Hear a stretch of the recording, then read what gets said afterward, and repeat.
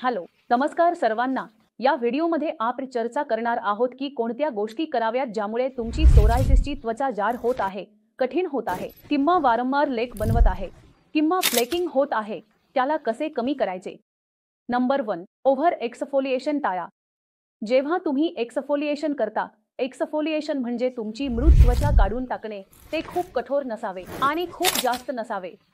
ते सौम्यपणे काढून टाका.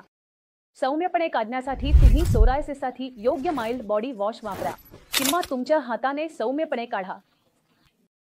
नंबर 2. तुम्हाला मॉइश्चरायझेशन टिकवून ठेवायचे आहे, हायड्रेशन टिकवून ठेवायचे आहे. तुम्ही नैसर्गिक तेलांचा वापर करू शकता, जसे की आमच्याकडे ऑलिव्ह ऑइल आहे, नारळाचे तेल आहे, त्यात कापूर मिसळून तुम्ही वापरू शकता किंवा सियाचा बॉडी लोशन वापरू शकता.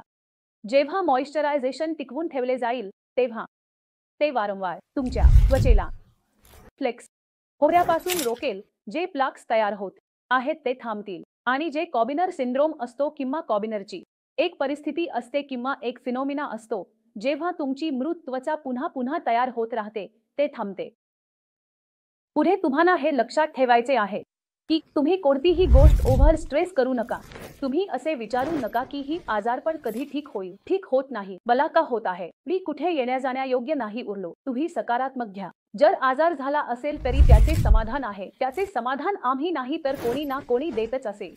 तुम्ही फक्त समाधानावर काम करा आणि सकारात्मक राहा की हे आजारपण माझे ठीक होईल. पुढे तुमचे नख कापून ठेवा, कारण अनेकदा खाजवल्यामुळे पुन्हा त्वचेचे नुकसान होते. तिथे जखम होते, रक्तस्रावही होतो आणि वारंवार मृत त्वचा, जशी मी सांगितली, ती तयार होत राहते आणि तुमची मृत त्वचा तयार होत राहते. त्यामुळे तुमचे नख कापून ठेवा आणि जास्त खाजवणे टाळा. त्याच वेळी तुमच्या आहाराची काळजी घ्या. कोणतेही दाहक अन्न खाऊ नका, जसे बाहेरचे अन्न, जंक फूड किंवा अल्कोहोलचे सेवन किंवा दुग्धजन्य पदार्थ किंवा आंबट पदार्थ किंवा स्टार्चयुक्त पदार्थ टाळा.